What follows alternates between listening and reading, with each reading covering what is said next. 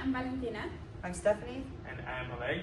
And we're presenting our video on patellar femoral pain syndrome. The case study we're presenting is going to be a runner who has been increasing training to run a marathon and is now complaining of knee pain. First, we have the patella. This is a sesamoid bone, which means it is embedded within a tendon, which I will mention later. At the superior side, we have the base of the patella, and the inferior side, we have the apex of the patella. Inferior to the patella, on the middle and lateral sides, we will find the grooves that determine the joint line.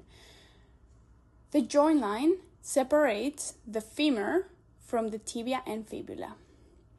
In between the two grooves is the tibial tuberosity.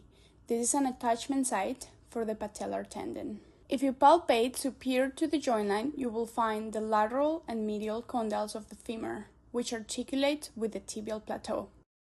Superior to the condyles, we can find the medial and lateral epicondyles. If you palpate inferior to the joint line, you will find the lateral and medial condyles of the tibia. To find the head of the fibula, we palpate the lateral condyle of the tibia and we move laterally and inferiorly until we find a bony structure. This is the head of the fibula.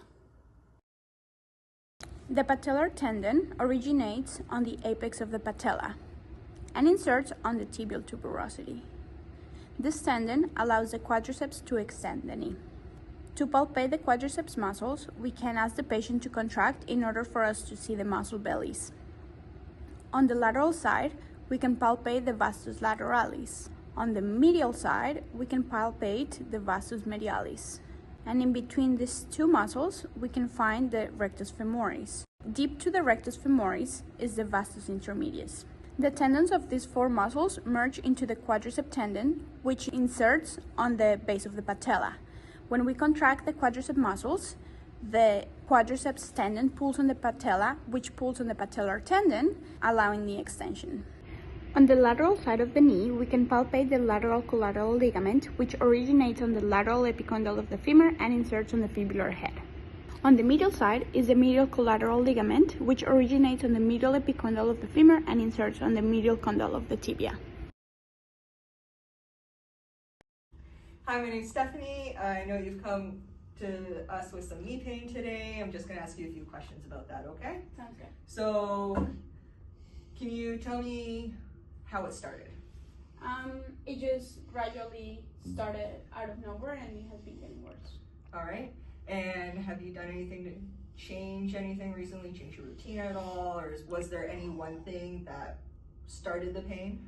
I started running more. I'm getting ready for a marathon, so I've been running more hours and I got a new pair of running shoes. Oh, that's exciting. Have you run a marathon before? No. No? First time? Awesome. Well, hopefully we'll get you back out there running sooner rather than later. So, is there anything that makes this pain any worse? After I run for a while or I stand for a long time, also when I go up the stairs and when I squat. Okay.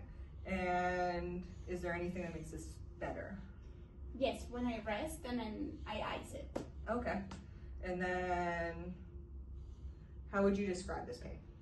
It is like dull and like achy. All right. And if you could use one finger to point to where you're feeling it exactly? It is like at the front of my knee, but like under the patella and on the sides. And does it move anywhere? Does it like radiate or like shoot anywhere? No, it's pretty localized. All right. And on a scale of 1 to 10, how would you rate that? I would say like a 5 out of 10. 5 out of 10. And about what kind of time frame are we talking about when this has started? I would say a few weeks, like 3 or 4. Okay, sounds good. Thank you. All right, so I'm just going to start with some general observations with the knees. I'm looking to see if there's energy valgum or knock knees. I'm looking to see if the patellas are pointing inwards at each other, otherwise we're going to be squinting patellas. And I'm looking at the arches to see if we have flat arches or high arches. Some risk factors that would be associated with PFPS is squinting patellas, knock knees, and flat arches. Next, I'm going to have you just perform a squat for me. We're looking for pain through the movement. Yeah. All right, and then next I'm going to have, just using this bottom step here, I want you to step up and step down from it, and we're also looking for pain.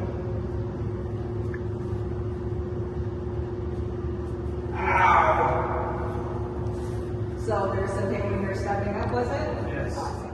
So I'm going to start with active range of motion, and we're going to start on your good knee just to get a baseline. So what you're going to do is I'm going to ask you to lay down on your back. And then I want you to put your foot on the table and slide your heel all the way to your butt. Excellent. And then, how was that movement? Okay. Full and pain-free, so then just apply some overpressure, and now you're going to extend your knee all the way out. And then I want you to press your knee into the table. Excellent. Apply some overpressure there, full pain-free. Good. So let's do the same on your other knee. How does that feel? Good. Full and pain-free, overpressure, good. And then I'm feeling capsular end feels on that. And then let's do that extension where you push your knee, good. Full and pain-free? Yes. Overpressure feels capsular as well. And then if you want to sit up for me and swing your legs over, we're going to do internal and external rotation. So with your good knee, I want you to, I'm just going to stabilize here and support your tibia, but I want you to turn your foot in. Good? And then over pressure, and then turn your knee out. Good. Over pressure is capsular there as well. Let's do your other knee, same kind of motion. Okay, turn in. Full and pain-free. There. Turn out. Full and pain-free. And all your active range of motions feel the exact same, so that's good.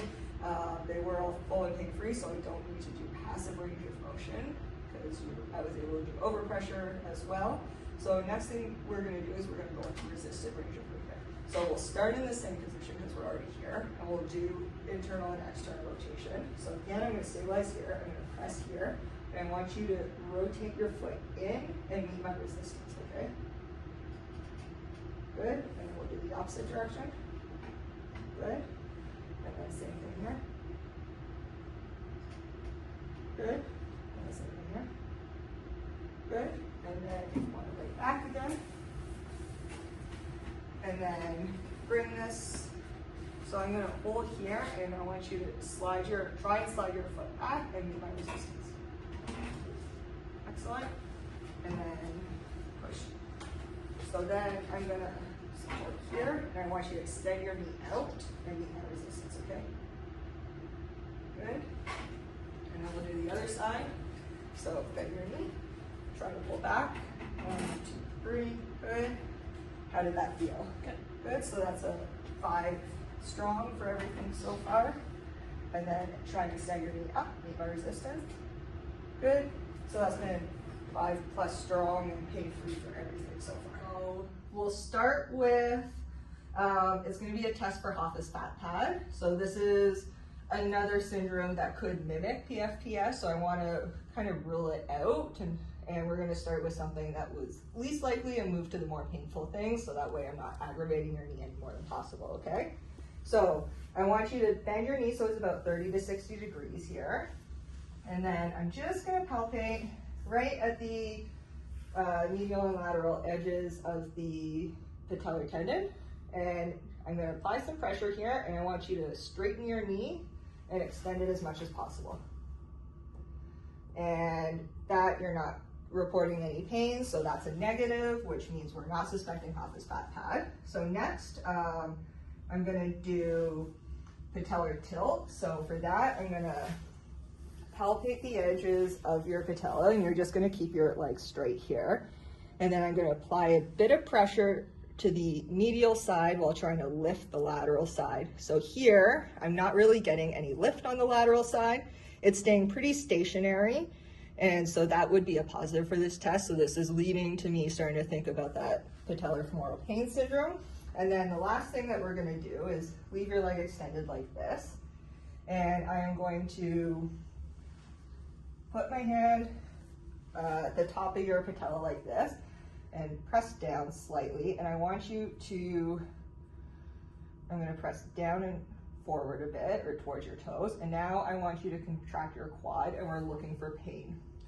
Yeah, this hurts too much for me to contract. All right, so this is a strong positive for patellar femoral pain syndrome. So this is the negative for the Hoffice-Papad, and the other two positives are leading me to suspect patellar femoral pain syndrome.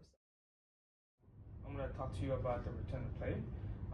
The rehabilitation program usually focuses on correcting the maltraction of the patella by addressing the findings identified in the physical examinations that we've done. Some patients may require significant strengthening of the quadriceps. Others may have excellent quadriceps strength but have excessively tight lateral structures and poor quadricep flexibility. So soft tissue techniques and flexibility exercises can be helpful for those patients. PFPS comes with a weakness of vastus medialis, which is why we need to strengthen those structures, and then contributing to abnormal lateral patellar movement. And as a result, in order for you to return to play, you will need the mecanopatellar taping technique, which is intended to correct the patellar tracking by medializing the movement of the patella. Right? So, and this allows the patient to engage in pain-free physical therapy exercise. Now that we found the patient or athletes to be positive with patellofemoral pain syndrome, we will now show you a technique that you can use to support the patella while in training without any pain. Alright, so now we'll start with the stretchy fabric adhesive tape, which will be applied on the superior aspect of the patella, just above the patella, and between the patella and the tendon, kind of halfway on, halfway off. This fabric is just there as a base. I'm placing it on the medial and the lateral side, and basically this will allow for the rigid tape that I'm going to put on after to be to adhere to this tape without irritating the skin, right? So now that I've placed these two anchor tapes, I'm going to start with my rigid tape here, and this rigid tape will be placed on the base of the patella, and then I'm going to pull the skin just medial to the patella on the thigh of the knee, and then pull the tape while laying down the tape on the skin and the anchoring tape on the bottom. Alright, I'm going to do the same thing. This will immediately translate the patella, which will help with the pain that our patient is feeling right now. So now the second tape will go from the lateral side, just a little bit more lateral, and once again you pull the skin from the medial aspect surface of the thigh, and you also pull the skin towards that area, and that will immediately translate the patella. We'll go on the inferior aspect. We'll put the stretchy fabric tape right on the tibial tuberosity. Lay it down both medially and laterally, and just gently place it down. And as an anchor, that's just acting as an anchor for this rigid tape, which will do the actual action that we want, which is elevating the patella and medially translating the patella. So now, once again, start with the tibial tuberosity, and then now instead of pulling medially or laterally, you want to now pull the skin upwards, like so, while pulling the tape down and laying it down. This will keep that patella snug. Now do the same thing on this side.